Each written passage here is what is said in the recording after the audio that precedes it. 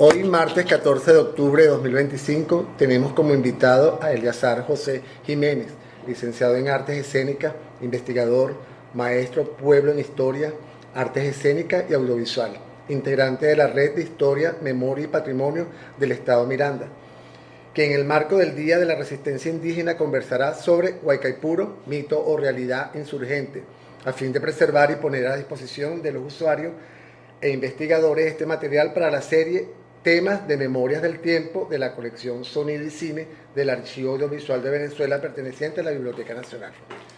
Bienvenido, Eleazar, a la Biblioteca Nacional. Gracias.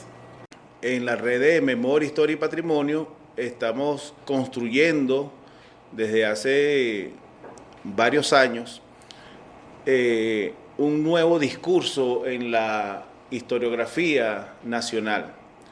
Un nuevo discurso al cual nosotros le hemos llamado historia insurgente o historia de la insurgencia, memoria de la insurgencia. Hemos estado hablando de un pueblo que busca los caminos para insurgir y mostrar el valor histórico que tiene el pueblo como protagonista principal de todas las luchas ancestrales, de todas las luchas prehispánicas, de todas las luchas coloniales, las luchas de la independencia y las luchas contemporáneas, las actuales. Hay una memoria insurgente, hay una historia insurgente que desde la llegada del comandante Hugo Chávez se ha profundizado más en este estudio. Y hemos podido detectar desde el pueblo investigador que hay dos historias, una a la cual me refiero, que es la que trata de insurgir, y una historia que hemos estudiado durante toda nuestra vida, a la cual nosotros le llamamos una historia conservadora.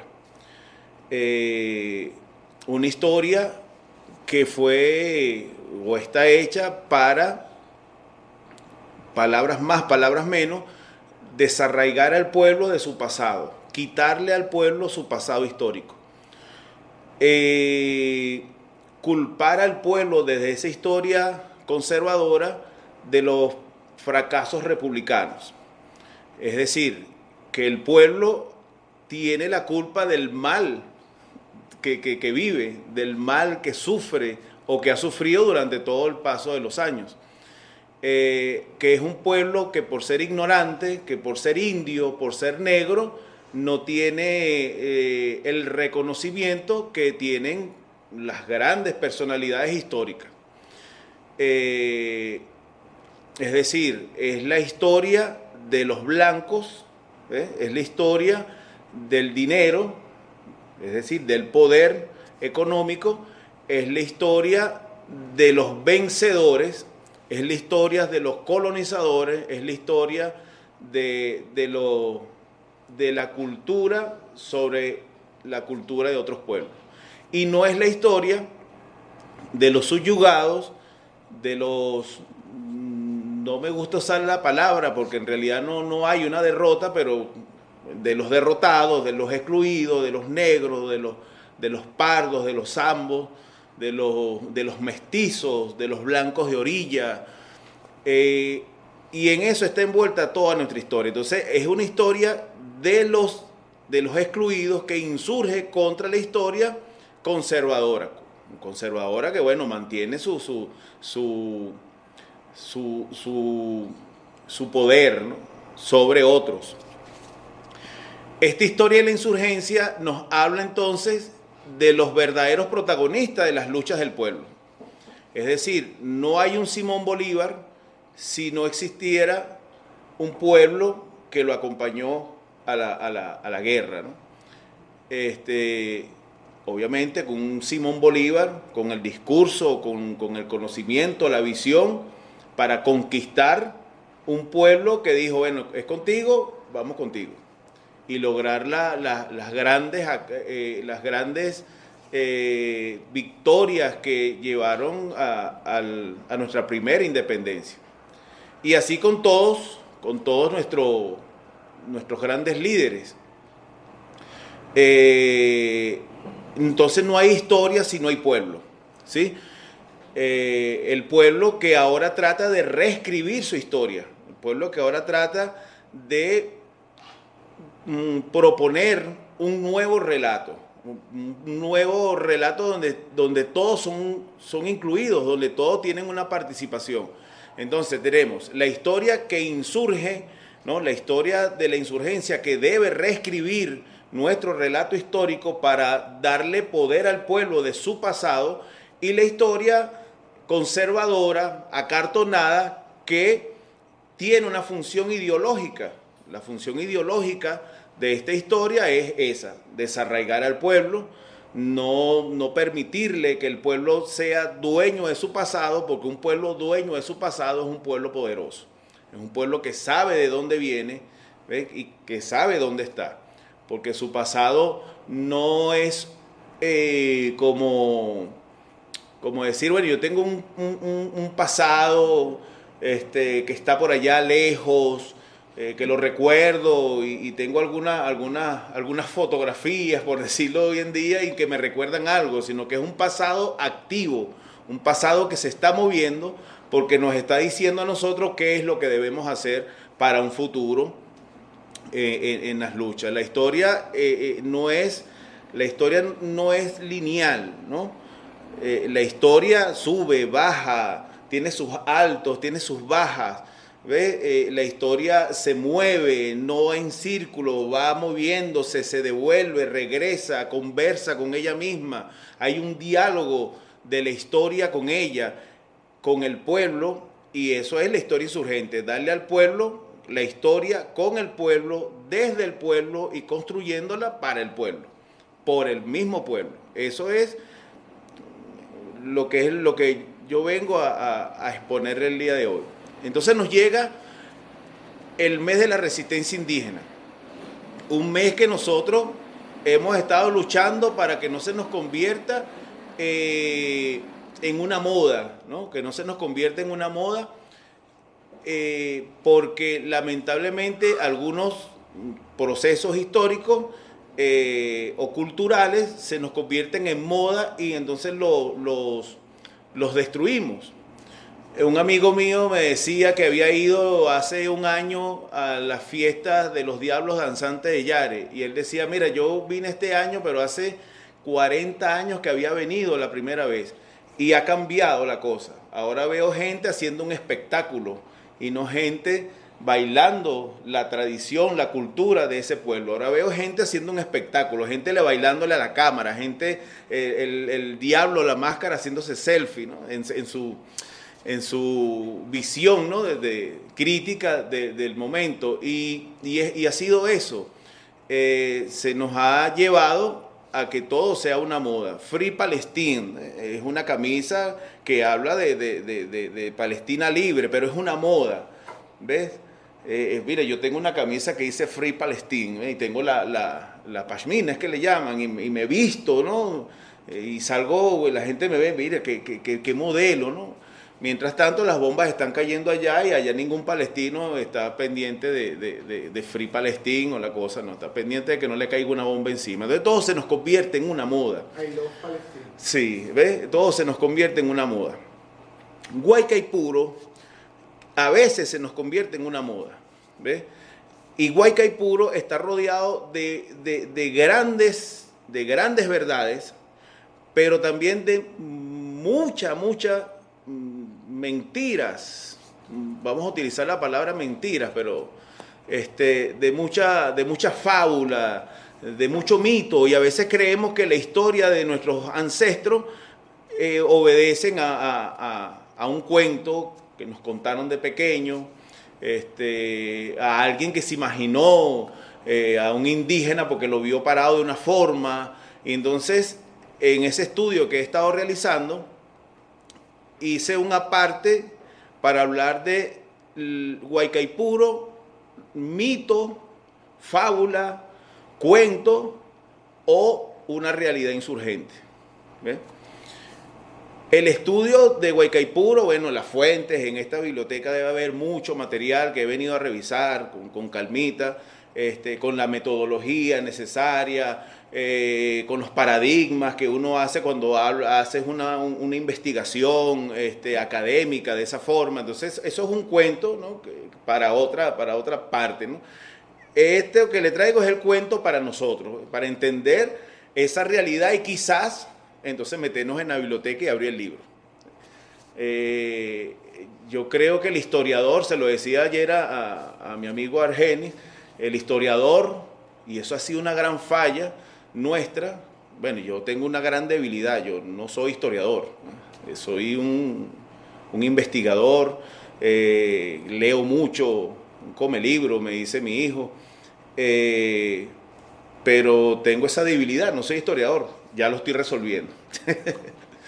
Hace poco empecé a hacer una maestría en historia porque es necesario, pues para la sociedad en que vivimos es necesario tener un papel, porque si no, no pasas algunas puertas que, como pueblo insurgente, no pasas algunas puertas de la historia conservadora.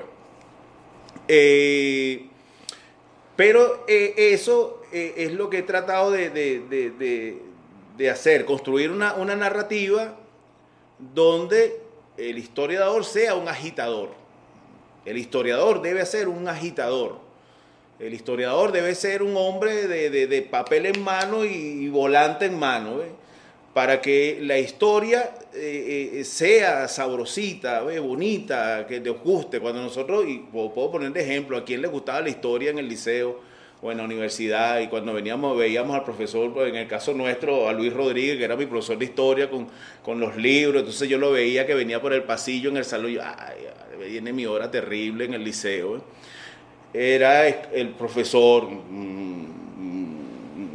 Entonces, cuando Guaycaipuro me atrapó, el cuento cambió completamente. Sentí que la historia iba por otra parte, sentí que la historia era otro cuento, otra realidad, y no la que había conocido siempre. Entonces voy a crearle dudas, ¿no?, sobre Guaycaipuro. Fíjense, no sé si podemos apagar aquí, o no sé si ustedes ven bien allí esa imagen, o apagamos.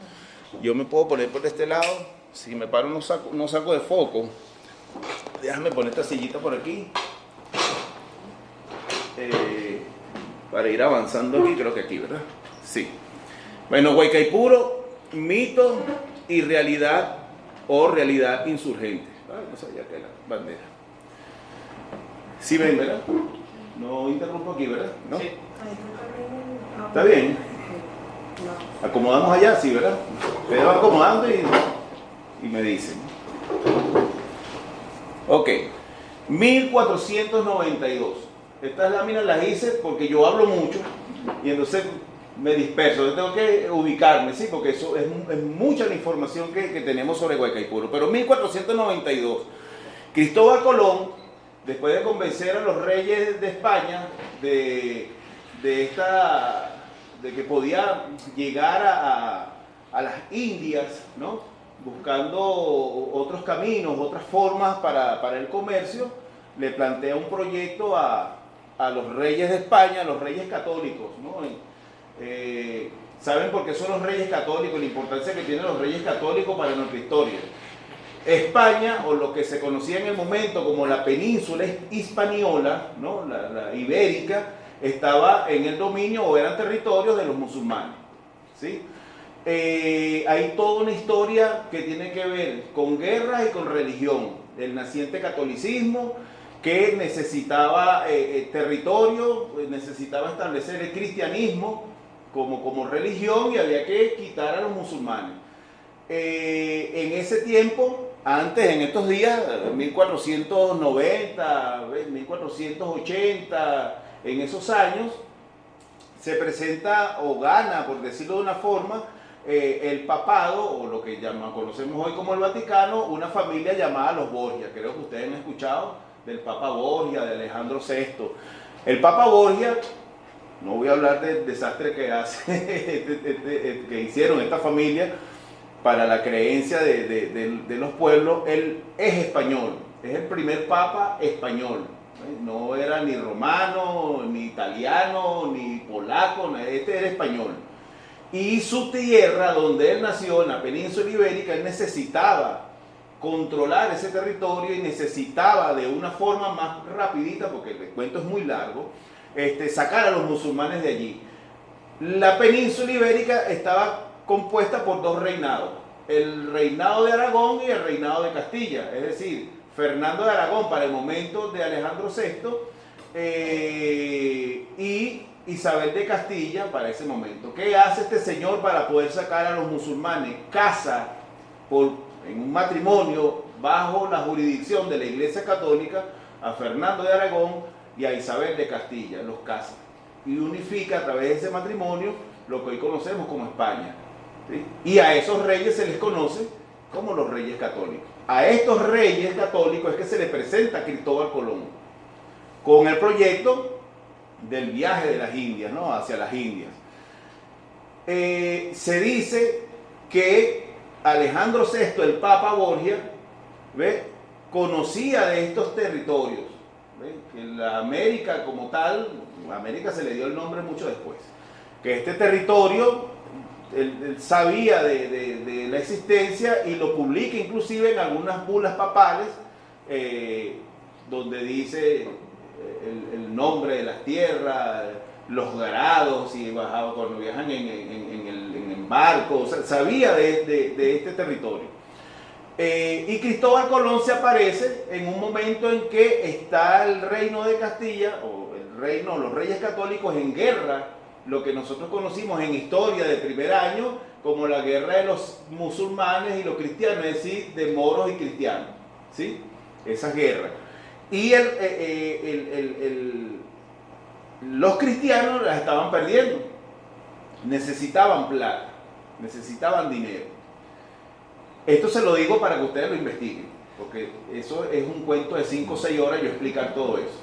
Pero en la iglesia Sistina, aquella iglesia que pintó Miguel Ángel, fue donde aparece Dios y el hombre que se van a tocar así con los dedos, en esa iglesia hubo una reunión donde estaba Alejandro VI, en representación de la Iglesia Católica, los reyes católicos, Fernando e Isabel, y una compañía naciente del capitalismo, que podríamos decir los primeros indicios del capitalismo, que eran unos alemanes que tenían un banco prestamista que se llamaban los Welser. Y en los Welser lo vamos a ver en el territorio venezolano años después.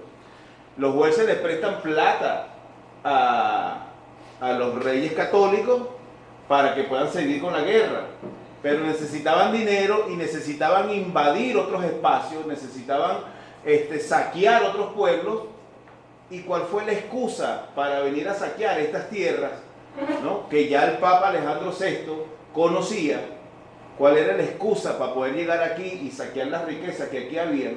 La excusa se llamaba Cristóforo Colón, a quien le habían rechazado su proyecto los reyes católicos 3 o 4 veces, que le dijeron, no, mira, esto es inviable, y se volvió a presentar, y después se lo llevó al de Portugal, hasta que por fin entendieron, mira, hace falta plata para la guerra, vamos a mandar a este señor para allá, y que consiga lo que consiga, o se muere por allá. Cualquiera de las dos ganamos, ¿ven? O se muere por allá y nos quitamos ese fastidio de encima, o conseguimos lo que consiguieron después. Bueno, en ese viaje aparece Cristóbal Colón en el año 1492 en lo que después se conoció como América, ¿sí? El inicio de la invasión europea no fue un descubrimiento, con el cuento que le estoy diciendo de que el Papa sabía de estas tierras, o por lo menos tenía algunos escritos de viajeros anteriores, ¿sí? ¿Es verdad que llegaron primero los vikingos? Aquí llegó cualquiera primero que los españoles. A mí un viejo chamán me decía que los yecuana, que es un pueblo indígena nuestro, argenio, los yecuana, que la palabra yecuana significa el hombre que guía el camino, o la guía en el camino.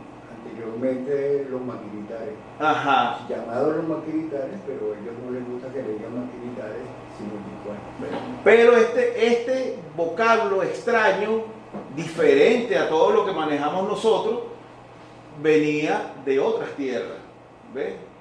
Dicen que de los pueblos nórdicos, a los que nosotros les llamamos vikingos, Entonces, ¿cómo es que un pueblo es una presunción? No tengo documentos que certifiquen eso. Pero es una presunción que se decía que cómo es que un pueblo, aquí bien lejos, tienen un nombre que nace o que tiene raíz en otros pueblos. Entonces sí hay ciertas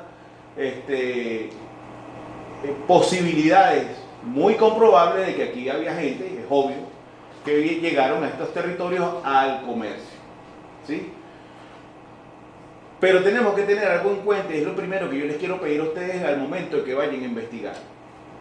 Nosotros estamos viendo en otros pueblos, yo incluso, que soy un investigador que trato de ser serio en mis cosas, Argeni, que es un investigador que trata de ser serio en sus cosas, tenemos lamentablemente la visión eurocéntrica.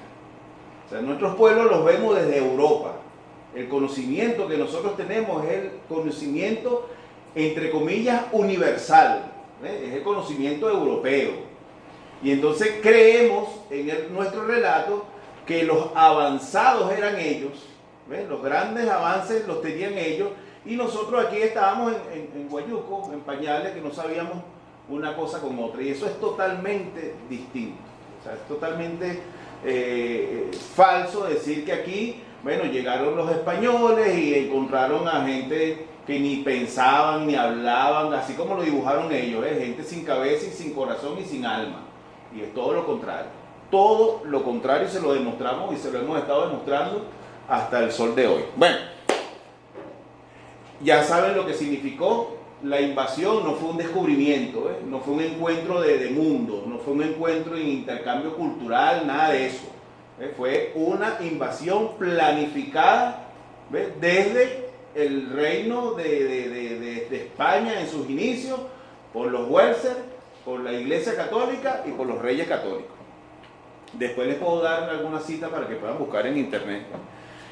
1498, ¿habían pasado cuántos años? De 1492 a 1498, Colón no es que desembarca, ¿ves? Colón pasa por las costas de Paria, entran en la cartografía colonial, la nuestra, y comienza el contacto violento con las culturas indígenas. Cristóbal Colón, según su diario, ¿ves? Que aquí debe haber en esta biblioteca el diario de Cristóbal Colón, el diario de a bordo, pues, ¿cómo le llaman hoy en día? La bitácora de a bordo. Él supuestamente estaba enfermo de los ojos, algo así como lo que conoceríamos hoy como una conjuntivitis, y cuando pasó por allí, que intentaron bajarse, nuestros caribes no dejaron que se bajara del barco. Eso fue de una vez flecha con ellos y no dejaron que se bajara. Entonces siguió de largo. Pero ese es el primer día, ¿ves? 6 años después dijimos, ¿no? 6 años después llega aquí a tierra venezolana, 1498. Después viene un año puntual, que es el año 1530, pero debo llamarle la atención según Oviedo Ibáñez. José Oviedo Ibáñez, que fue un cronista de Caracas y que fue el que escribió La Conquista, Historia de la Conquista y Población de la Provincia de Venezuela. ¿Okay?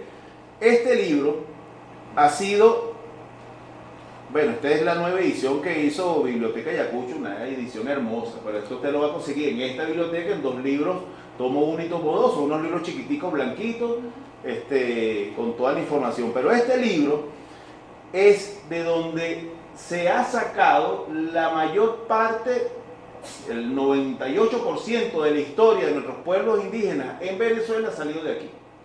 Nuestros historiadores de la historia conservadora lo que han hecho es ¿cómo le llamamos hoy en día en computación? Un copia y pega de esto. Y Oviedo Ibáñez, gran escritor, fue cronista de su ciudad, Caracas, en su momento, pero dicen algunas personas, algunos investigadores, que lo que hizo fue un plagio, que este libro que hemos nosotros manejado como historia nuestra ha sido un plagio de otros cronistas de Indias. De uno, por ejemplo, que se llamaba Fray Pedro Aguado, que sí fue un fray, un padre, un cura de los que vino en la invasión y que estaba aquí anotando todo. Pero eso es una investigación que está en proceso. Pero este libro es una un libro de cabecera que hay que leerlo para entender cosas, ¿no? Aquí no se habla bien de los indígenas, ¿sí? Esto no es un libro que, mira que la historia de Guaycaipuro aquí o 10 de Baños, no. Esto es un libro para hablar bien de los españoles, ¿sí? Nosotros aquí éramos gandules, salvajes, bárbaros. El bárbaro de Guaycaipuro traicionó al gran hombre guerrero Juan Rodríguez Suárez, el hombre de la capa roja. Ya ese cuento bien. Ok, de 1498 a 1530, ¿cuántos años pasaron? Saquen la cuenta ahí, yo en matemáticas, yo soy bueno en historia, matemáticas. 32 años. Desde que Colón pisa acá y pasan 32 años para que naciera Guaycaipuro. Pero desde 1492 hasta el año 1530 ya había sucedido cualquier cantidad de desmanes en toda América, o lo que conocemos como el territorio de América, ¿no? Vamos a llamarlo como lo dicen nuestros hermanos aymara, como la Abya Yala, ¿sí? Como la Pachamama le llamamos nosotros. ¿Sí? Pachamama desde Bolivia. Desde Bolivia, claro. Sí, aunque aquí en Caribano es Nana Sam. Después les he hecho el cuento del Caribano. Ok, entonces la Pachamama, ¿no? La Abya Yala para el sitio para donde estaba presentándose Cristóbal Colón. Y allí se encuentran posteriormente Hernán Cortés, Hernán Cortés para que estuvo en México, y los Pizarros para la parte del altiplano. Estos dos señores acabaron antes de 1530 prácticamente con toda la cultura azteca, maya, mexica, inca, chicha. ¿Ves? Cuando llega el año 1530 queda poquito de eso, ¿no? Porque la invasión fue brutal. La invasión no fue que, como escriben en los libros, que ellos llegaron y nosotros los recibimos con alegría, con amistad. No, eso fue brutal, eso fue llegando y matando, porque ellos tenían una orden, era venir a saquear.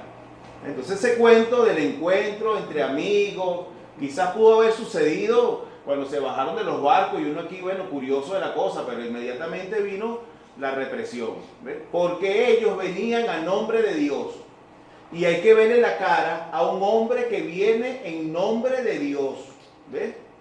Me explico la implicación histórica y de poder que tiene venir a un territorio en nombre de Dios.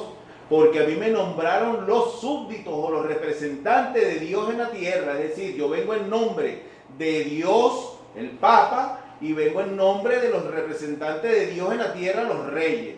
O sea, el español cuando llega aquí, llega con una prepotencia única, increíble, insoportable e poco derrotable. Así hayan llegado muriéndose de hambre, ¿sí?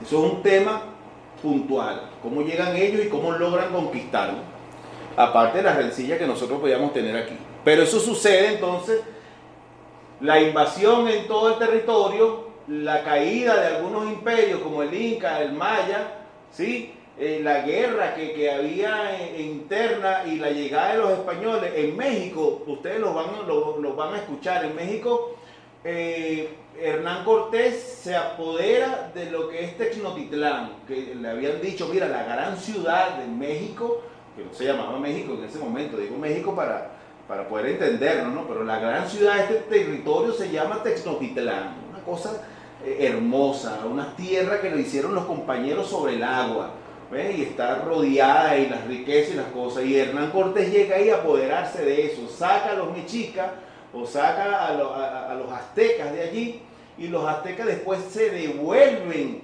y retoman Tenochtitlán y acaban con los españoles.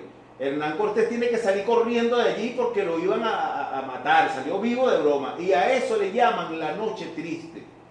Los historiadores le llaman la noche triste, pero no es la noche triste por los indígenas, es la noche triste porque los españoles perdieron y nosotros lo repetimos. No, la noche triste de Tenochtitlán, no, la noche alegre, ¿sí? Porque ¿quiénes ganaron, pues? No, entonces la noche triste en el relato histórico. Vamos calculando lo que les quiero decir, ¿verdad? 1548, Guaycaipuro asume el mando indígena, vuelvo y repito, según Oviedo Ibáñez. 1548. ¿Habían pasado cuántos años? ¿O cuántos años tenía Guaycaipuro aquí más o menos? Como 18 años. Más o menos a esa edad él asume el liderazgo de lo que es la zona norte costera nuestra, ¿no? Con unos cuentos por allí también que no da tiempo de decirlo, que si la pelea con los Maracayes, que si la pelea con Maracay, que si la pelea bajo el Samán de Güere, que si el color de mando, que si el guayuco de mando, que si el plumaje, un poco de cuentos que lo podríamos ir seleccionando y vengo otro día con café y de cuento, ¿no? Ok, pero en 1548 asume el liderazgo, vamos a tomar esa fecha para no perdernos en el discurso, ¿sí?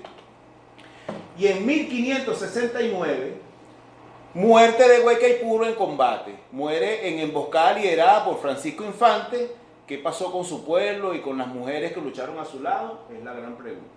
1569, yo pongo 69 porque al parecer, según el relato del primer documento que tenemos a mano, la invasión, la muerte que le dan a Guaycaipuro en una zona llamada Suruapo o Suruapay, la han escuchado, ¿verdad? Suruapo o Suruapay, que hoy en día viene siendo como San Diego de los Altos, Paracotos, esa zona, que seguramente en Caribano tiene otro nombre. El especialista en Caribano es él está ahorita, Argenis Barreto, él está ahorita llevando apenas a iniciar el segundo curso, ¿verdad? De Caribano con el maestro Esteban Emilio Monzoggi. Están enseñando cómo hablaba Guaycaipuro, lo que es Caribano. Entonces hay muchas cosas también que ahí van a cambiar, ¿ves? Que no es precisamente lo que nosotros conocemos, que nos han enseñado, sino que tienen otros nombres, ¿ves? Pero yo todavía no he empezado a estudiar eso. Esa es una deuda que tengo por ahí. Esa es otra debilidad que tengo. Ok. Oviedo Baño dice que Guaycaipuro fue asesinado en diciembre, 31 de diciembre, 30 de diciembre de 1568 o enero de 1569. Está esa fecha ahí que no se logra colocar. Pero bueno, yo puse 1569, pero siempre van a escuchar 1568 en ese diciembre. ¿Ok? El fundador de Caracas, o los que se pelean por fundar las cosas, español, Diego de Lozada. Diego de Lozada, que era un pacificador, y vean la palabra, pacificador, eso no es cualquier cosa, es la persona más brava que tú tienes. Mira, ve y logra la paz en ese territorio, y eso era llegar a arrasar con todo, a pacificar. Eso era el pacificador Diego de Lozada, que posteriormente en los tiempos de Bolívar se nos repite con el pacificador Pablo Morillo. Venían a pacificar, hoy en día, en honor a esos pacificadores, entregan el Premio Nobel de la Paz, los que pacifican, ¿sí? Ya saben a quién entregaron premios Nobel en los últimos años, y sobre todo este último. Entregan premios Nobel a los pacificadores, que es muy distinto entregarle el premio Nobel a los que hacen la paz. Son dos cosas distintas. Ok. Diego de Lozada, que es un pacificador, le hace un juicio a Guaycaipuro y lo nombra, le hace un juicio a muerte. Mira, busquen a este señor y me lo matan. Si me lo pueden traer vivo, chévere, pero mátenlo. Como que si Guaycaipuro era un súbdito del rey de España. Guaycaipuro era un hombre libertario que andaba corriendo y peleando en guerra de guerrilla. Eso merece un estudio aparte, ¿no? Y logra a través de Francisco Infante llegar a la tienda de Suruapo Suruapay, o a la casa de Guaycaipuro, Suruapo Suruapay. Dice este señor que lo encuentran durmiendo, ¿ves? Y que como lo encuentran durmiendo, bueno, tenía algunos compañeros soldados de Guaycaipuro que lo defendían, y entonces le prendieron candela a la choza, y entonces Guaycaipuro se despierta y sale con la espada de Rodríguez Suárez, el hombre de la capa de grana, otro pacificador a quien había derrotado a Guaycaipuro a través del gran Terepaima, y sale, bueno, pelea y lo matan con tiros de arcabuces, con lanzas y eso. Antes de morir, Guaycaipuro dice a españoles que habéis venido en la oscuridad a mí, matadme por el miedo que os ha causado Guaycaipuro, y matad al último hombre libre del mar Océano. Hablaba castellano perfectamente. Perfectamente, según Oviedo Ibáñez. Ustedes lo pueden ver aquí, no me crean a mí, búsquenlo aquí. Si Guaycaipuro hace ese discurso, estoy seguro que los españoles tiran las espadas al piso, lo cargan en hombros, lo llevan a España y lo coronan rey, porque ese es el discurso más impresionante que haya podido lanzar un indígena en Guayú. ¿Sí? Ok, lo matan y con eso acaban con la resistencia, o por lo menos dan un golpe muy duro a la resistencia indígena nuestra. A partir de ese momento empieza la historia conservadora a inventar cuentos y relatos sobre un hombre que luchó, que peleó, que se enfrentó a un imperio y lo derrotó. ¿Ves? Entonces, ¿cómo derrotan a los grandes héroes de esa época? Hablando mal de ellos. ¿Sí? Les dije que los españoles encontraron a Guaycaipuro durmiendo. Un hombre que ya tenía ¿cuántos años? Desde 1500, ¿cuánto fue que le dije? Que cuando tenía 18 años, 1548 a 1568, 69, ¿tenía cuántos años? 39 años. Habían pasado 20 años casi en guerra. Un hombre que tiene más de 10 años en guerra, usted lo encuentra durmiendo. Guaycaipuro, no creo. Y en plena guerra. Y en plena guerra. Y en su territorio, no creo. Pero la forma de destruirlo, ¿ves? Es decir, lo encontramos durmiendo. Cuando Guaycaipuro derrota a Rodríguez Suárez, a Juan Rodríguez Suárez, se conoce en la historia como el hombre de la capa de grana, hoy le decimos el hombre de la capa roja. Fue un pacificador que fundó Mérida, ¿sí? Hizo varias cosas, y el rey de España, fíjense el impacto que tuvo Guaycaipuro, y eso los historiadores no lo dicen. ¿Ah? Claro, venía de Perú. Fíjense el impacto que tuvo Guaycaipuro, y los historiadores no lo dicen. Que el rey de España hace un alto en su mundo allá, porque tampoco crean que el rey de España le paraba mucho a esto aquí, ¿sí? Él sabía que tenía algunos dominios aquí, pero había mandado gente que, bueno, mándalos para allá, para ver cómo es que cuando uno se juega un numerito en la lotería, vamos a ver si la pego. Una cosa así era lo que pensaba en el reino de España sobre estas tierras, ¿sí? Entonces mandan a este señor, y así sería el impacto de Guaycaipuro, que el rey de España le escribe a Juan Rodríguez Suárez y lo manda a estas tierras para que pacifique la zona, para que pacifique a un hombre llamado Guaycaipuro, a un hombre llamado Guacaipuro, no Guaycaipuro. Esa ahí salió posteriormente, pero después les digo por qué Guacaipuro, ¿sí? Ok. Cuando Rodríguez Suárez llega a lo que nosotros conocemos como Laguneta de la Montaña, en nuestro territorio, no sé si ustedes han ido a Los Teques, todo el territorio de Laguneta de la Montaña, pasa por la ruina de la Mostaza, más adelantico está el Jarillo, una zona hermosísima. Ahí Guaycaipuro, junto con Tere Paima, logran cercar a Rodríguez Suárez y lo asesinan. Oviedo Ibañez dice que Rodríguez Suárez fue para allá, habían conquistado lo que llaman el Real Minas de Los Teques, porque habían conseguido oro en Los Teques, ¿no? Y en esa Real Minas estudiaban, trabajaban esclavizados los indígenas teques, o tequíos, ¿ves? O chototeques, ¿ves? Como estamos tratando de impulsar hoy en día. Es decir, que Guaycaipuro estaba en un régimen de esclavitud, ¿sí? En ese hato, en esa casa, en esas minas, logran establecerse los españoles, y Juan Rodríguez Suárez dice que tenía a unos niñitos chiquiticos. Hay que leer bien el relato, yo no creo que sean unos hijos chiquiticos.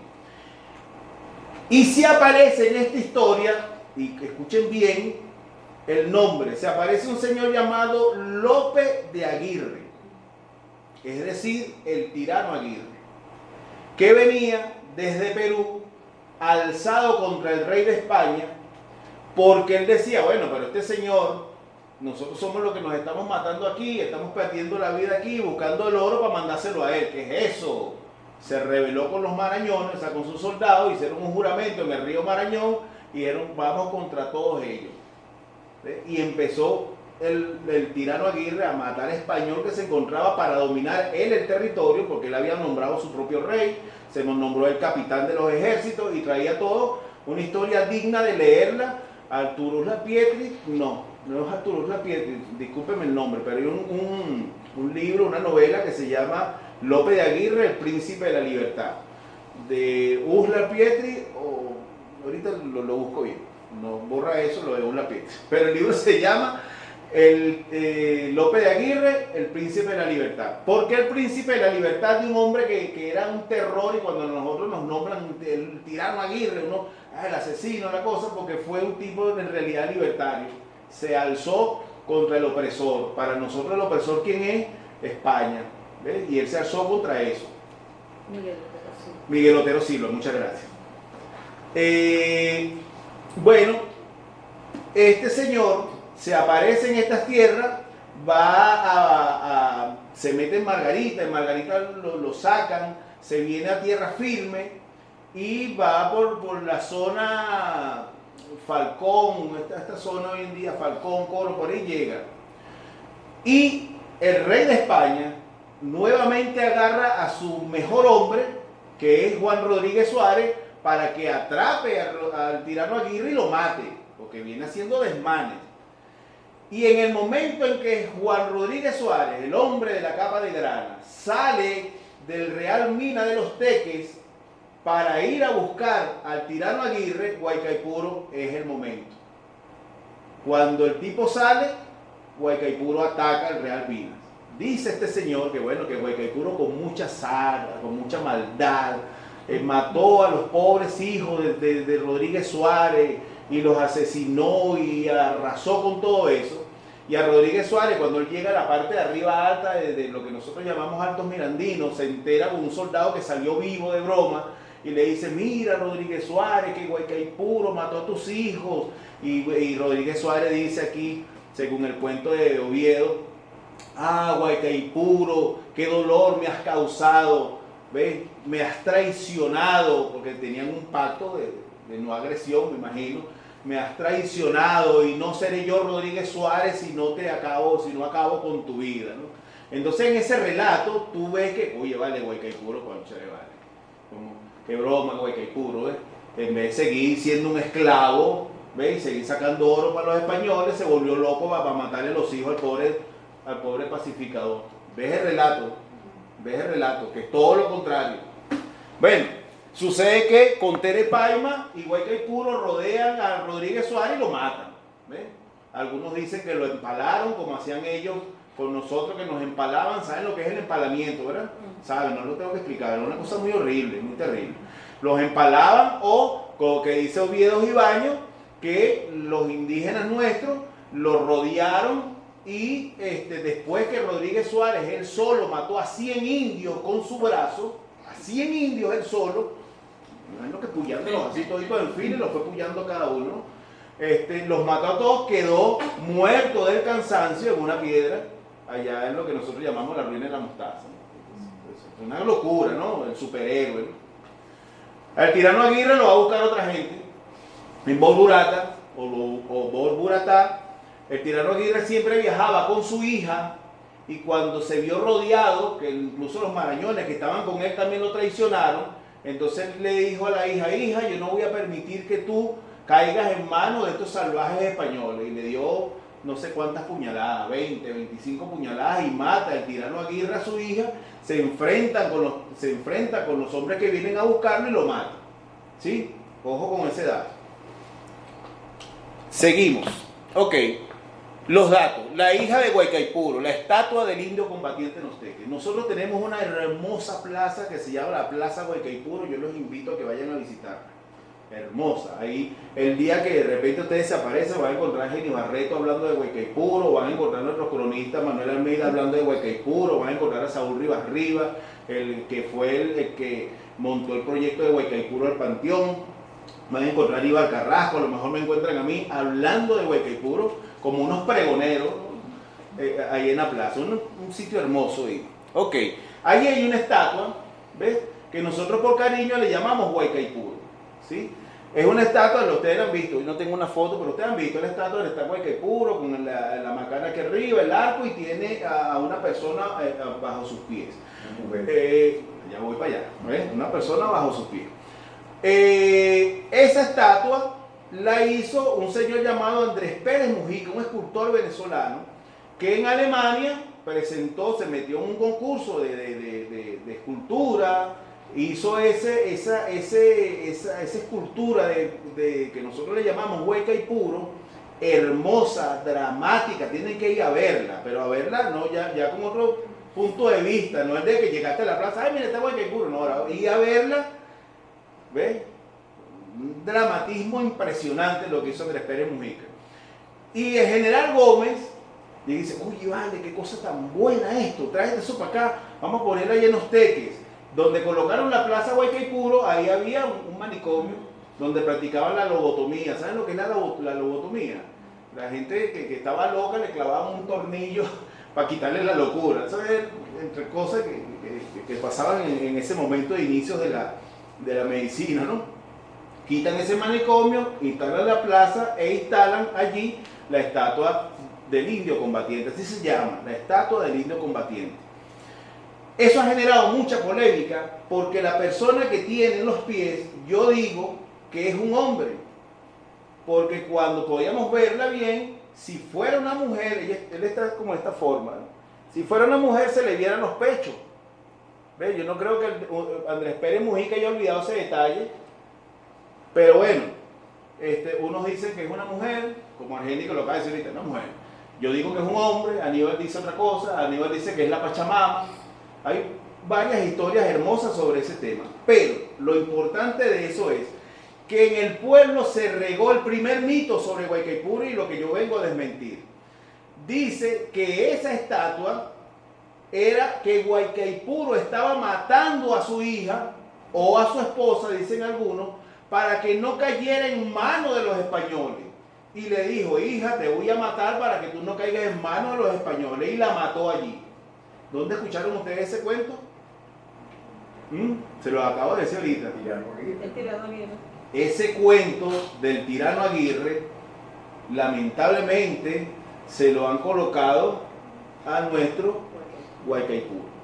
Entonces, si tú vas para la estatua y nos pasó una cosa, tú estabas, Argeni, no creo que tú no estabas, nos pasó una cosa terrible, una concejala a la que no voy a nombrar, dijo, hay que quitar esa estatua de allí, porque esa estatua es machista, está matando a la mujer. Dios mío, tuve yo que venir y sentarme en la oficina de esta concejala y mire, compañero, venga para echarle el cuentico el mismo que le estoy contando yo a ustedes. Así es la cosa, si menos mal que yo estaba aquí porque si no nos hubiesen quitado la estatua. Lo hacen, porque arrasan con la cosa, porque entonces agarran el discurso malentendido del feminismo, se lo ponen a una estatua que no conocen la historia de eso y acaban con todo eso. ¿Sí? Hay que estar mosca con eso. Bueno, sucede que eso es una estatua, la estatua del indio combatiente. Guaycaipuro no mató a su mujer, ese cuento del tirano Aguirre se lo colocaron a Guaycaipuro y nosotros hoy en día todavía seguimos luchando contra eso. Hoy en día tenemos que pararnos y decir, cuento, eso no es así, eso no es así, eso es así. ¿Ok? Está clarito, ¿verdad? Voy con el otro mito. El hermano Nectario María, los indios teques y el cacique Guaycaipuro. Mira, esto es rapidito, porque esto es un temazo.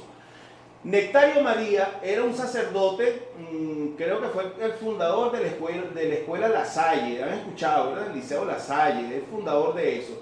Nectario María, sacerdote, pero era un historiador importantísimo para la historia nuestra, pero católico. Hizo unas investigaciones bárbaras, ¿no? Para su tiempo, pero católico, ¿ok? Él es el fundador o el creador del monumento o la iglesia de Guanare para el homenaje a la Virgen de Coromoto. ¿Sí? El hermano Nectario María. Nectario María escribe un libro que se llama Los indios teques y el cacique Guaycaipuro. Yo creo, es mi apreciación, yo lo que estoy aquí es haciendo lo más sabroso del mundo, crearle la duda. No me crean nada a mí, por favor, yo no quiero venir aquí a determinar nada, ¿sí? Porque es muy complicado cuando dicen, lo que pasa es que el historiador que fue a la Biblioteca Nacional dijo esto y esto es así. No, creo la duda, investiguen. Pero yo creo que Nectario María, que ha sido uno de los pocos venezolanos que fue al archivo de Indias, al archivo General de Indias en Sevilla. ¿Saben lo que es el Archivo de Indias? Patrimonio Mundial de la Nación. El Archivo de Indias, algo así como eso que tienen allí, como la maqueta que tienen allí, es donde están guardados todos los escritos, todos los códices mayas, todo lo que consiguieron aquí y que se pudo preservar por algún español que estaba medio más o menos consciente. No vale, no quemes esto, vamos a guardarlo. ¿Ve? Entonces todo lo guardaron ahí en el Archivo de Indias. Yo me imagino, presumo yo, que el hermano Nectario María en su investigación para darle rango histórico al monumento de la Virgen de Coromoto, porque es la patrona de Venezuela, se fue al Archivo de India para investigar, y la gran sorpresa de Nectario María es que se consigue con una cantidad de documentos donde aparece nuestro gran cacique Guaycaipuro. Cacique es una palabra que no deberíamos usar, yo la uso porque la costumbre desde pequeñito es cacique, no es cacique. Borren esa palabra de su vocabulario. Cacique es una palabra impuesta de españoles para decir que aquí había un jefe, ¿cómo le llaman? Principal. No, ni tanto, pues nosotros a veces le llamamos principal. ¿Cómo le llaman? Se me olvida, ¿vale? Un caudillo, ¿ves? Y nuestros caribes jamás tenían rango de jefaturas ni nada de esas cosas. Había líderes espirituales, líderes que seguían porque eran los que más destacaban, pero no eran jefes. Todo lo resolvían en asambleas. ¿Ves? Que esas asambleas también nos las acabaron. Y que bueno, ahorita en Revolución tratamos de impulsar nuevamente la asamblea. ¿Me entienden lo importante de la asamblea? No es que sea un cuento que se lo... bueno, hay que resolverlo todo en la asamblea. No, es que históricamente nuestros caribes y en el mundo entero todo lo resolvían en asambleas. Los más viejitos con los más jóvenes, ya sea para estudiar o para decidir cosas al colectivo. ¿Ok? Entonces, bueno, eso eran nuestros indígenas, no eran caciques, ¿no? Hay algunos que dicen que era Poto Moratío, otros dicen que es Guapotori, nosotros estamos manejando que es Guatopori. Por ahí van las cosas, pero cacique no, ¿ok? Ni jefe, ni nada de eso. Ok, el hermano Nectario María, no tengo ese libro aquí porque es un libro que lo tengo en digital, consigue unos folios, muchos folios, en el Archivo de Indias. Y puedo decir con propiedad que hasta ahora son uno de los pocos documentos que podemos revisar y decir que Guaycaipuro existió, porque hay muchos caciques nuestros que no existieron, ¿ok? Y que son cuentos y que nosotros los mantenemos como historia. Pero Guaycaipuro existió porque los españoles guardaron archivos en muchos folios, en muchas cosas, en muchos papeles que hablan de Guaycaipuro. Entonces el hermano Nectario María consigue a la familia de Guaycaipuro, ¿ves? Habla de su descendencia y, bueno, y las mujeres que lo acompañaron, ¿no? Yo aquí pongo otra pregunta. La familia de Guaycaipuro, mito, historia y silencio. Se habla de descendencia sin documentos. ¿Qué mujeres reales fueron desplazadas por esta genealogía inventada? Bueno, ya les digo. Vean esto, ya se los voy a explicar. Los españoles no escribieron de Guaycaipuro porque Guaycaipuro era un pana, era un tipo, un guerrero, era un grande. No, a los españoles les importaba absolutamente nada quien fuera Guaycaipuro. Nada. Para los españoles Guaycaipuro era nada. Era una piedra atravesada en el camino. Y lo que se sabe de Guaycaipuro es porque en esos documentos que consigue Nectario María, y con esos documentos fue que hizo el libro Los Indios Teques y el cacique Guaycaipuro, es por un pleito de tierras. Por eso es que está registrado Guaycaipuro en Archivo de India, porque si no, no apareciera. ¿Qué pasa? Cuando llegan los españoles aquí, empiezan a invadir y a tomar territorio, empiezan a pelearse por las tierras. Entonces, mire, ya va, vamos a hacer una cosa, vamos a crear un sistema político para poder entendernos aquí, y crean y nacen las encomiendas. ¿Sí? ¿Han escuchado la palabra encomienda? ¿Qué es la encomienda? Bueno, la encomienda es que este pedazo que está aquí es de usted. Esa es su encomienda. Y como aquí hay un principal, que se llama Guaycaipuro, entonces esta es la encomienda de Guaycaipuro, ¿sí? Que es de usted. Y más allá, en el otro salón, bueno, ahí está Conopoima, bueno, esa es la encomienda de Conopoima, y empezaron a nacer los límites, ¿sí? La encomienda de Guaycaipuro tuvo un primer dueño. A ver si lo consigo aquí rapidito. Tuvo un primer dueño, Andrés Cobo. Creo que se llamaba el primer encomendero. ¿Dónde está mi lente? Ya estamos viejos, gente. Vamos a buscarlo rapidito. Encomenderos, pleito por la encomienda, narra el conflicto legal entre Andrés González y Cristóbal Cobos por la posesión de la encomienda de Guaycaipuro, que duró 15 años. Les digo rapidito. Andrés González fue el primer español que llegó aquí invadiendo con los que llegaron. Y a él se le dan esas tierras de Guaycaipuro. Y el tipo dijo, no, Álvaro, aquí va a ser una casa aquí, en estos precipicios, son montañas. Bueno, se fue, creo que se fue para Falcón, Coro, y dejó eso ahí solo. Años después viene otra encomienda, que se aparece el señor Cristóbal Cobo y le entregan las tierras de Guaycaipuro, la encomienda de Guaycaipuro a Cristóbal Cobos, porque estaba establecido que si usted le entregaban una tierra y usted las abandonaba, otro la tomaba. Cuando Andrés González, donde estaba, se entera de que sus tierras se le habían dado a Cobos, manda un emisario y se prende un pleito por esas tierras, que son mías, que son tuyas, que son mías, que son tuyas. ¿Qué hacen ellos? Ponen la denuncia en la Real Audiencia de Santo Domingo, que era donde, en Santo Domingo, que era donde estaban los abogados, donde estaban los archivos, todo iba para allá, y entonces ellos fueron para allá a pelear. Miren, ya va, estas tierras son mías, no, estas tierras son mías, a mí me las dio no, a mí me las dio aquel. ¿Qué hace la Audiencia de Santo Domingo? Manda a unos emisarios, hoy en día podríamos decir como unos visitadores sociales, que se vienen a las tierras de Guaycaipuro, ¿ves? Y empiezan a entrevistar a todo el que estaba en esas tierras, ¿sí?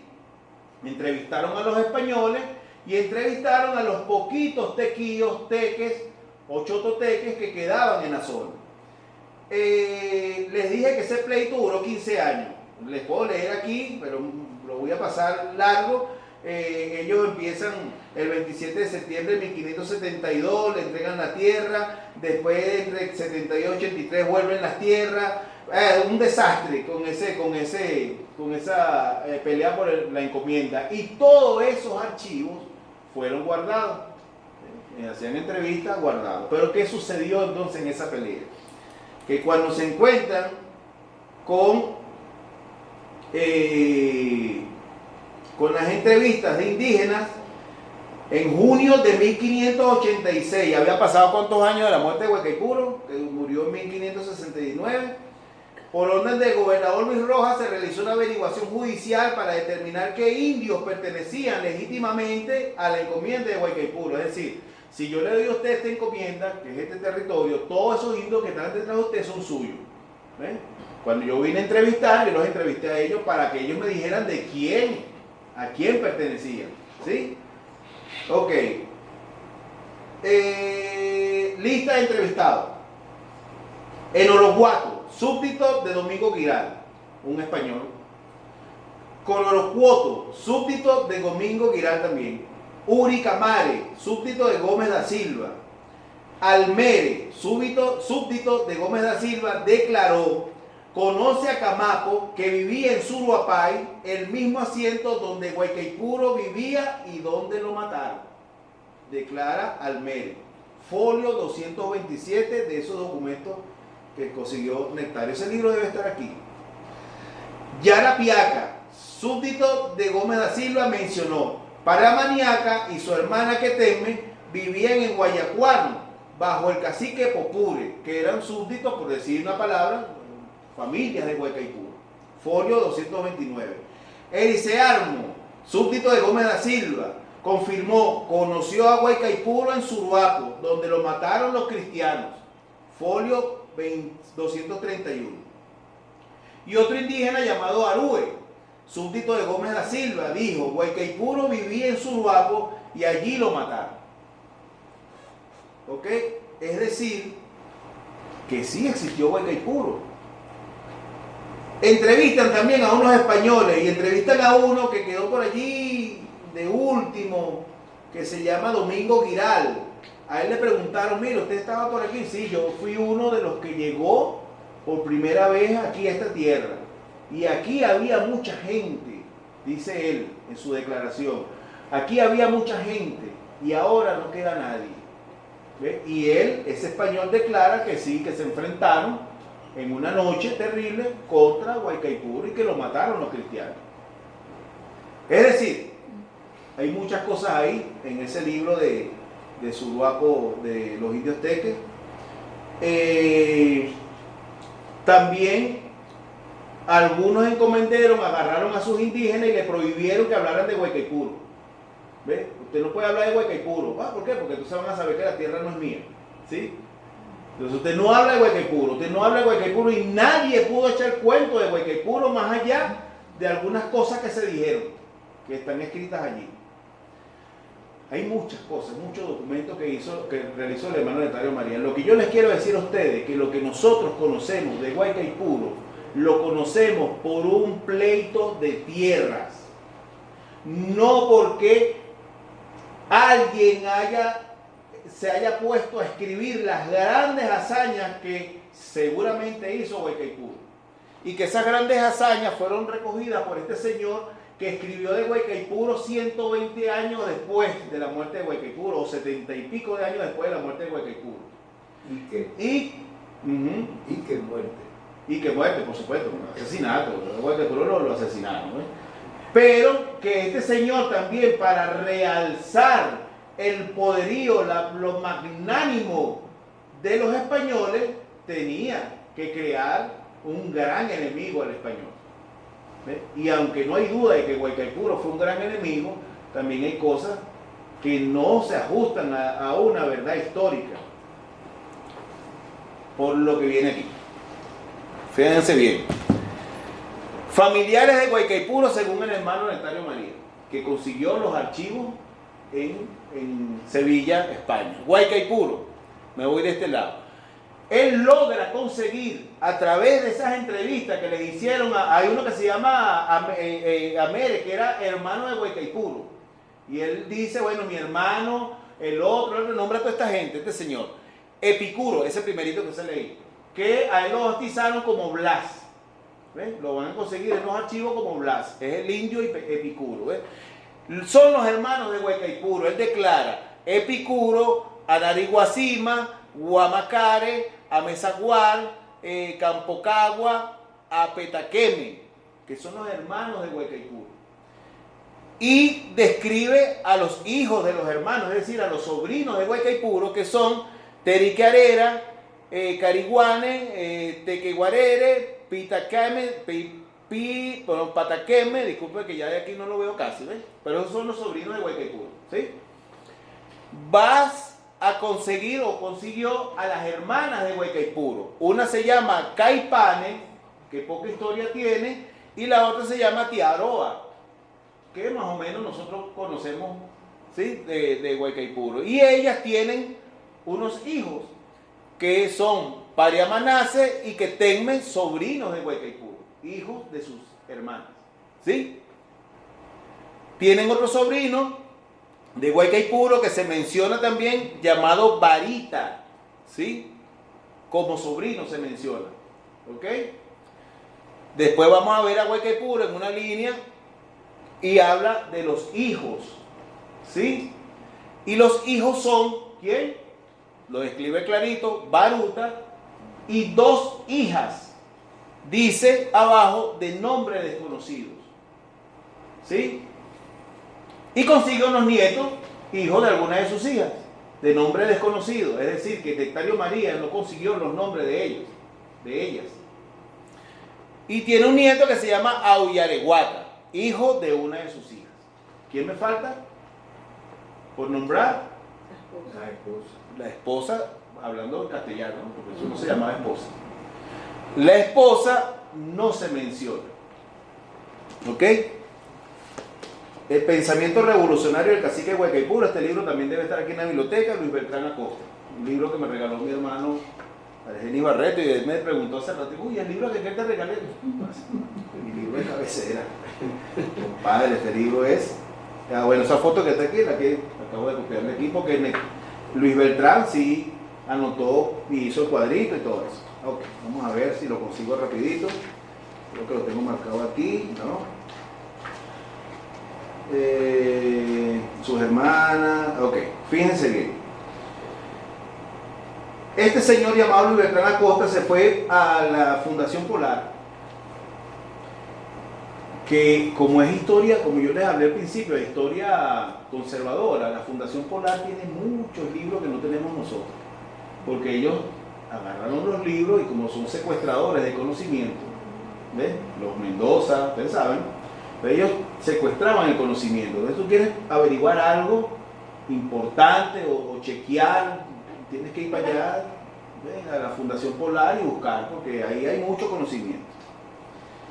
Bueno, entonces ahí hay un diccionario que se llama Diccionario de Historia de Venezuela de la Fundación Polar, tomo 1 del año 1980, página 575. Cuando ustedes vayan a hacer una investigación, pongan qué libro, cuál es el autor, dónde está, página, para que después nadie venga a decirle que usted es un mentiroso. Bueno, aquí está, ¿sí? En lo relativo a la biografía de Guaycaipuro se repiten las informaciones de Nectario María sobre la correcta grafía del nombre de Guaycaipuro y la lista de familiares del cacique que yo acabo de decirle, dándolas como ciertas. Sin embargo, en el primer caso no se menciona para nada a su esposa o compañera, que según la tradición cultural venezolana se llamó Urquía. En la información aportada por el hermano Nectario María aparece el registro de una larga lista de familiares, ahí la ven, hasta un presunto nieto, pero no aparecen evidencias documentales sobre su esposa, mucho menos sobre sus hijas, ¿sí?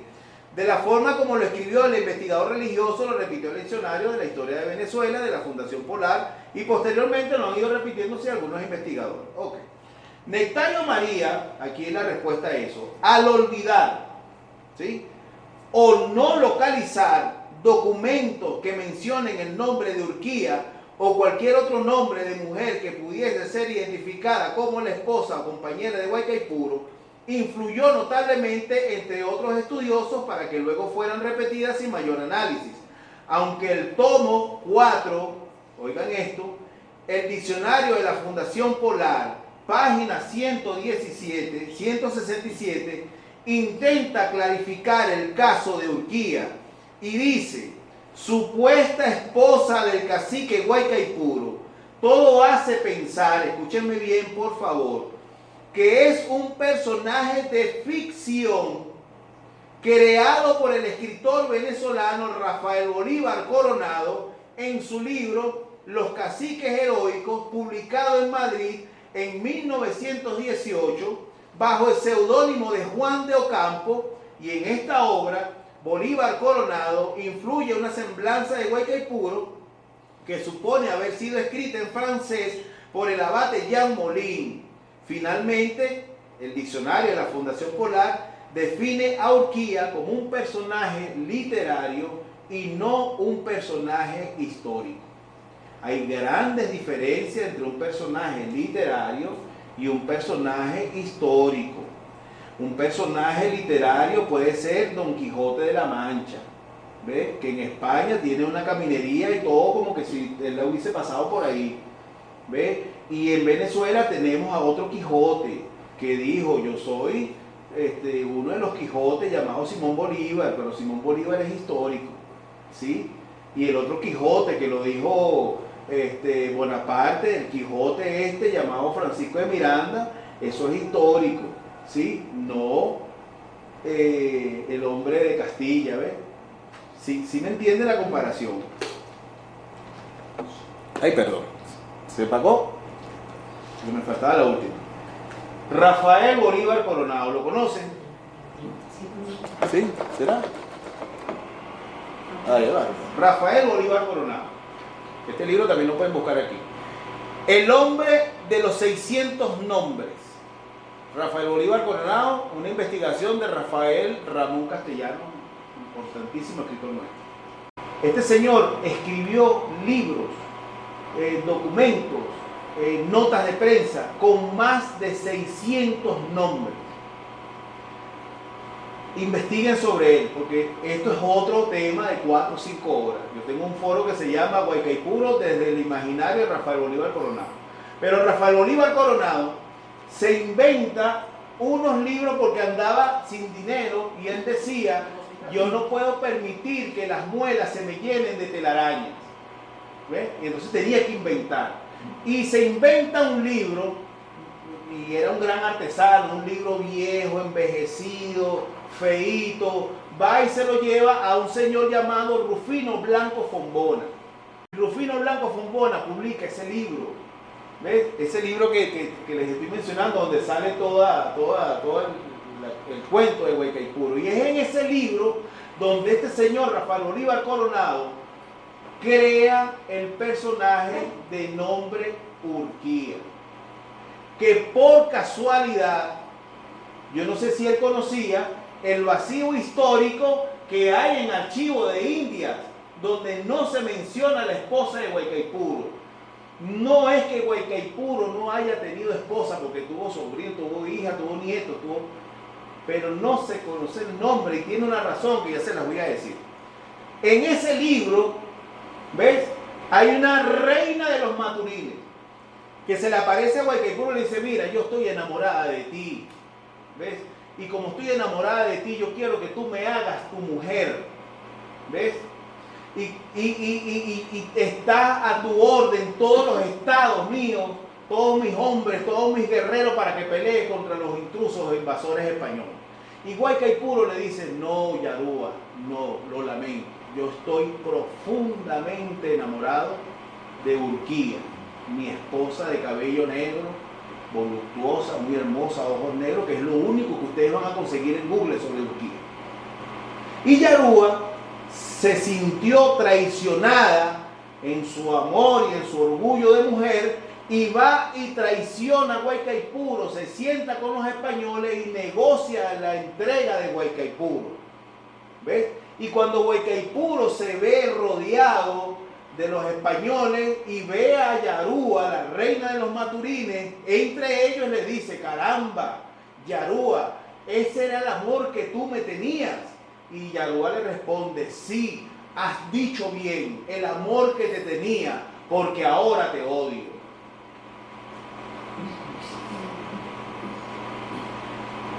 Cuando Rufino Blanco Fombona lee eso, dice: uff, qué héroe. Manda a publicar eso. Y eso lo mandaron a todas las escuelas. Por eso Urquía está aquí. ¿Ves? Pero después vino un señor que ustedes deben de conocer, que se llama Vicente Lecuna. ¿Sí lo conocen, verdad? Un gran bolivariano, dueño de la biblioteca sobre Bolívar más impresionante que puede haber en América Latina. Y, bueno, no se preocupe, de todas maneras quedaba una sola lámina. Y Vicente Lecuna le dice a Rufino Blanco Fombona: mi hermano, mira, revisa bien dónde están sacando esos documentos, porque ahí hay cosas que a mí no me parece. Estados en el tiempo de Guaycaipuro, esa palabra es republicana. Burdel también aparecía en el libro, algunas cosas. La reina de los Maturines, eso no es una tribu que haya existido. Reina, eso no serán palabras que utilizaran nuestros caciques. Rufino Blanco Fombona agarra a sus asistentes y dice: mira, vayan a averiguar en todos los folios, porque es que Bolívar Coronado, siendo ya Molín y siendo el abate, siendo el Juan de Ocampo, colocaba, así como hace Nectario María, folio número 154, apartamento 5, cuadrito 6. Ahí está. Y cuando estos señores fueron a buscar el folio 154, cuadrito chiquito de color azul, ahí metido al final, no existía. Y se da cuenta Rufino Blanco Fombona que fue engañado por el hombre de los 600 nombres.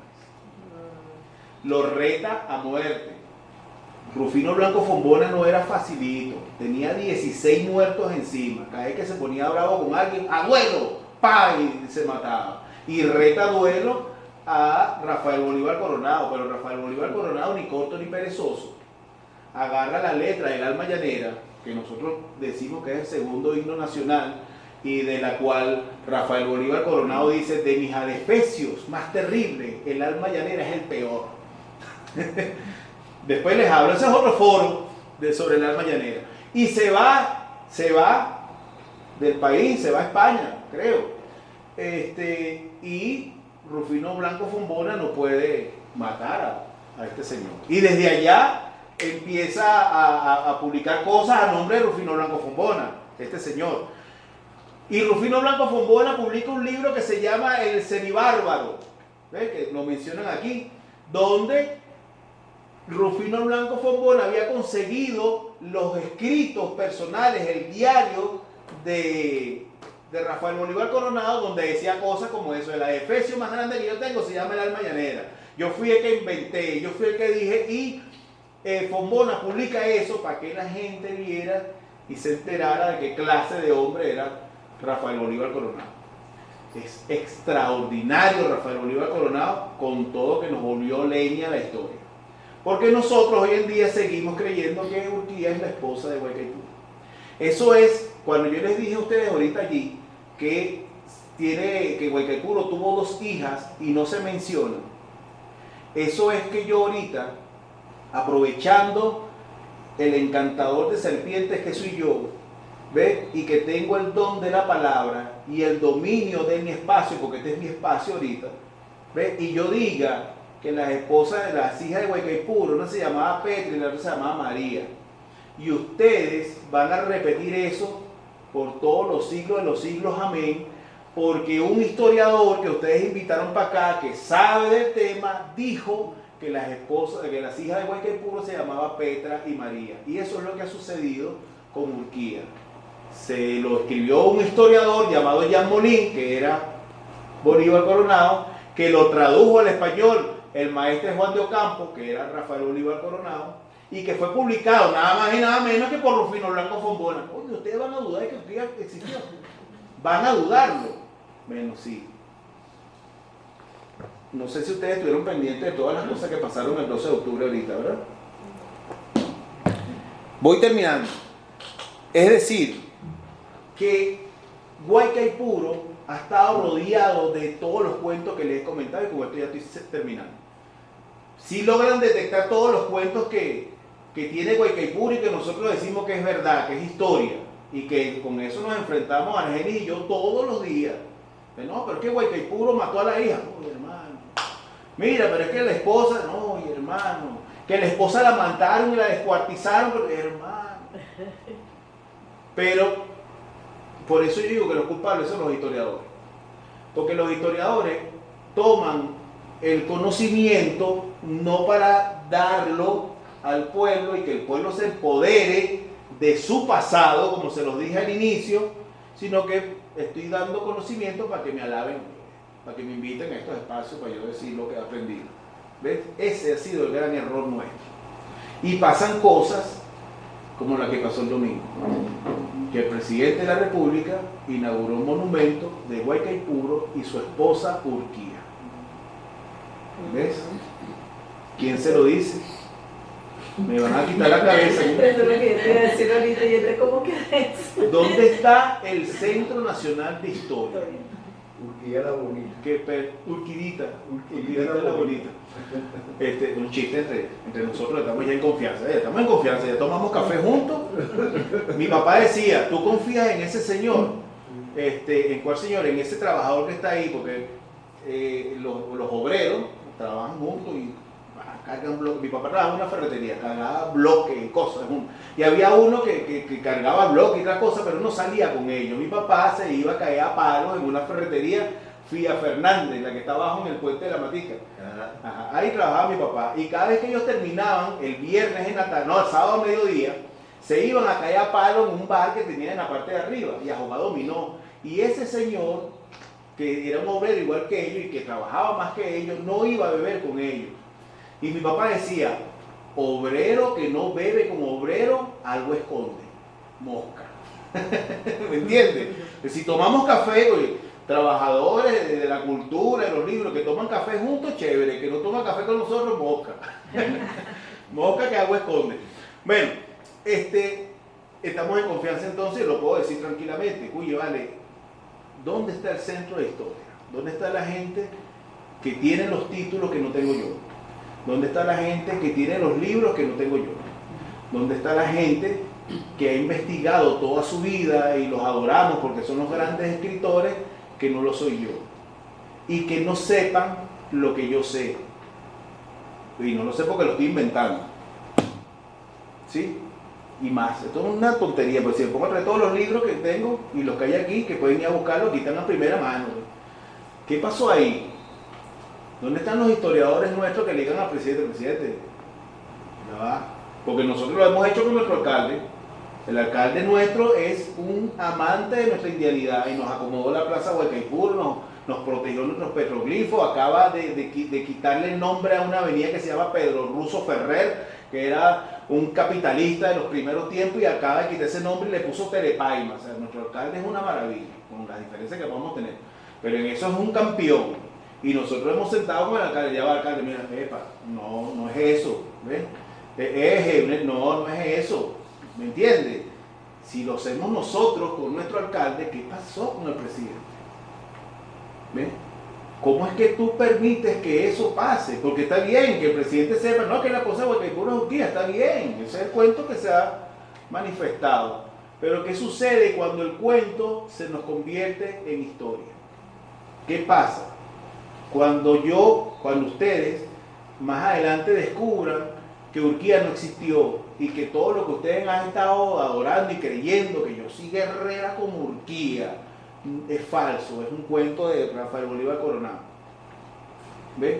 ¿Qué pasa dentro de ti, en tu alma, en tu territorio, en lo álmico? ¿Qué pasa? ¿Qué pasa cuando, y con esto finalizo, qué pasa cuando el cuento, la fábula o el mito, aunque el mito es un poquito, tiene más formas de estudio, pero qué pasa cuando eso se nos convierte en historia?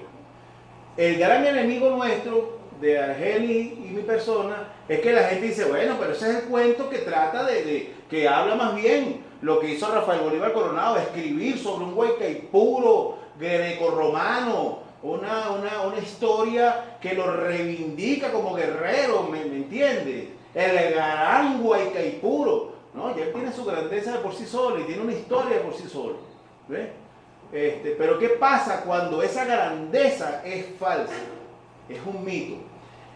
En el caso de las mujeres, porque estamos hablando de Urquía, en el caso de las mujeres, dice, cuando una fábula, esto lo escribí anoche, pensando porque tenemos un debate sobre lo que estamos conversando aquí. Cuando una fábula se instala como verdad histórica, desplaza a las mujeres que sí existieron. Yo tenía mucho miedo cuando dijeron que iban a llevar a una mujer indígena al panteón. Y dije, ¿cómo van a llevar Urquía? ¿Ves?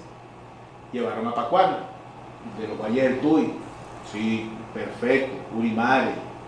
Pero un cuento como ese desplaza a las mujeres que sí existieron, que resistieron con sus cuerpos, sus saberes y sus vínculos. Este borramiento no es simbólico, es político y afectivo. Las mujeres reales, muchas veces sin nombre, sin archivo, sin monumento, quedan relegadas a la sombra del personaje mítico. El mito, o la fábula, o el cuento, al ocupar el centro del relato, oculta el dolor, la violencia, la complejidad de las decisiones que esas mujeres tomaron en contexto de invasión, esclavitud, desplazamiento.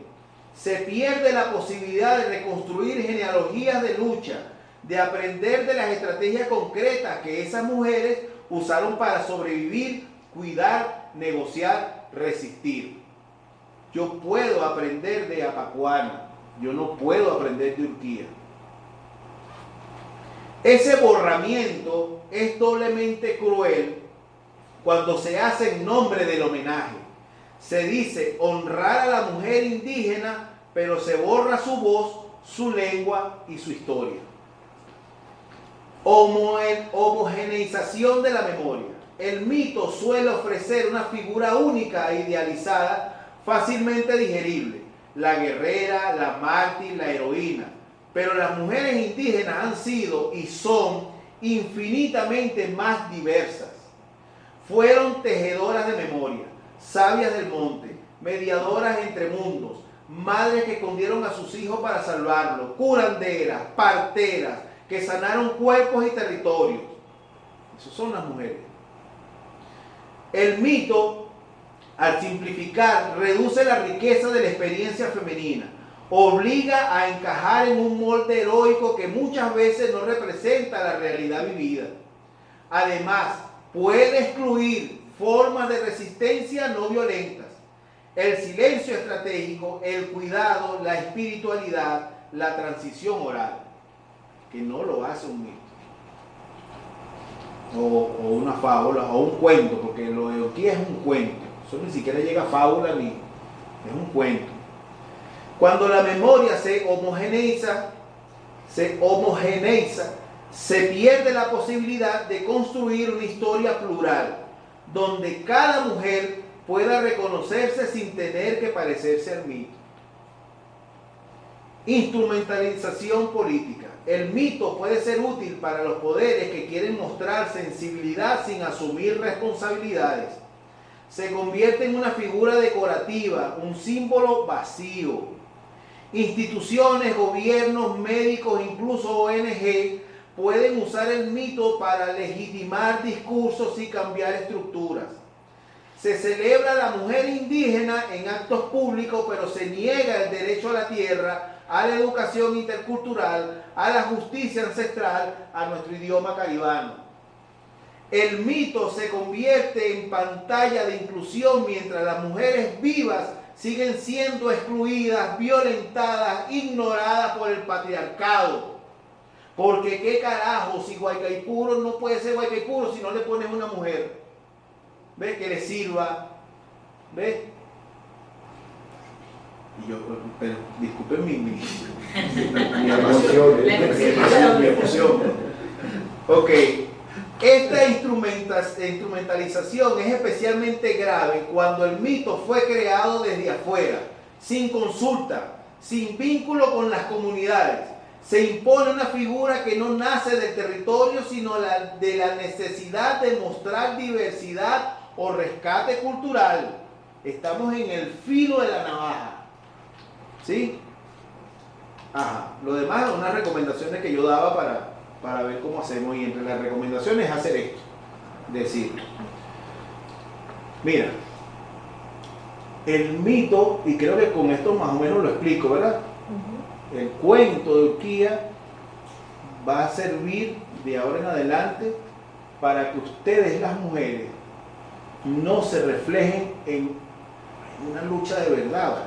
En Apacuán, en Urimare. Urimare fue le dicen cacica, pero una mujer, que aquí llegó un pirata llamado Sir Walter Raleigh, porque los piratas del Caribe, han visto la película de Johnny Depp, Piratas del Caribe, y Jack Sparrow, bueno, ellos iban a una isla llamada Tortuga, vamos a Tortuga, dice en la película, ¿la han visto, verdad? ¿La han visto la película? Y si no, veanla, que es hermoso ver, yo que soy actor, ver a Johnny Depp es una maravilla, y cuando dicen, vamos a Tortuga, pues Tortuga es una isla de Venezuela, ¿ves? Y ahí venían. Ahí tenían sus burdeles, sus cosas, sus bromas, y ahí planificaban y salían con sus barcos a robar el Caribe. Y todo lo que pasaba por allí, a menos que fueras un corsario, o sea, que tuvieras una patente de corso, que se la firmaban allá en España, usted tiene derecho a robar y a saquear, porque usted es un corsario, usted tiene patente de corso. A menos que fuera un patente de corso, un corsario, bueno, los demás eran piratas del Caribe. Y si Walter Raleigh, creo que era francés o alemán, inglés, gracias hermano, gracias.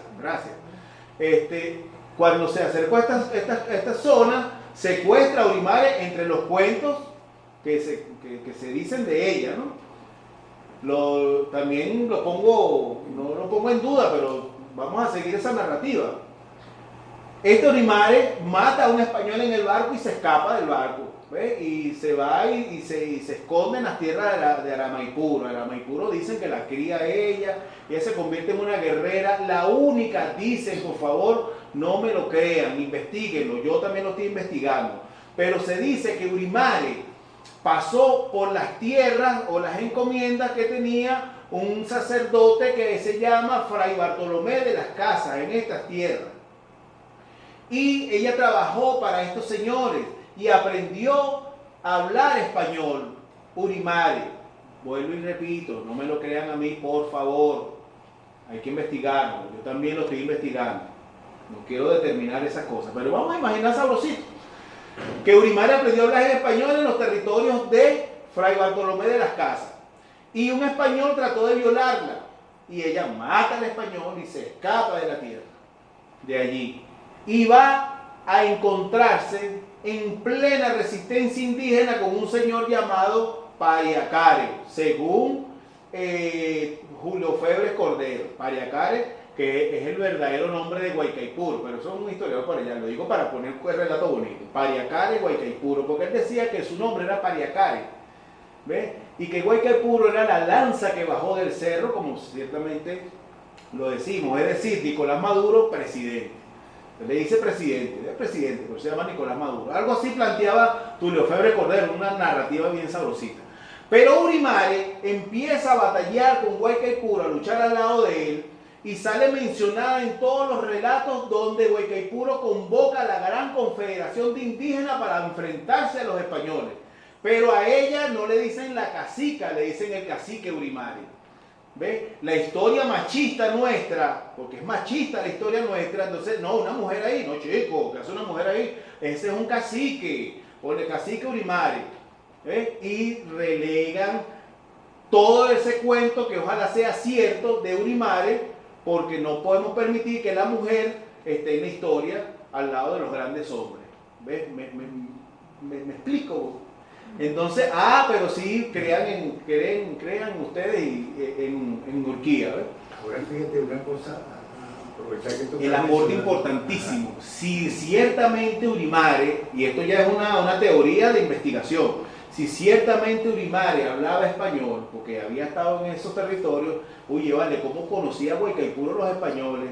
Por eso les daba palo, ¿ves? Por eso tuvieron que encerrarlo para poderlo matar, porque conocía de todos los españoles, por sí mismo, o por una mujer que tenía al lado llamada Urimare, que quizás ahora querrá cambiar como Urquía. Eso me recuerda mucho a José Gabriel Condorcanqui. ¿Sabe quién es José Gabriel Condorcanqui? Si le digo que se llama Incarri, tampoco lo reconocen, ¿verdad? Entonces les digo que se llamaba Tupac Amaru II, ¿sí? Que empezó a reclamar sus tierras, y cuando no le entregaron sus tierras porque él era hijo de Inca, hizo la gran revolución, la revolución de Tupac Amaru, ¿sí? En Perú, y arrasó con todo eso, pero después lo agarraron y le amarraron una mano de un caballo. No escuchó ese cuento, hoy me están matando, mañana volveré hecho millones. Bueno, ¿usted sabe quién era la verdadera líder en ese movimiento de Tupac Amaru? La que organizaba la tropa, la que planificaba las batallas y que era exitosa, se llamaba Micaela. Micaela, la esposa de Tupac Amaru. Y Tupac Amaru lo vencieron, o tuvo que rendirse, porque atraparon a Micaela y atraparon a sus hijos. ¿Ves? Entonces tuvo que rendirse. Y después, bueno, sometido al tormento.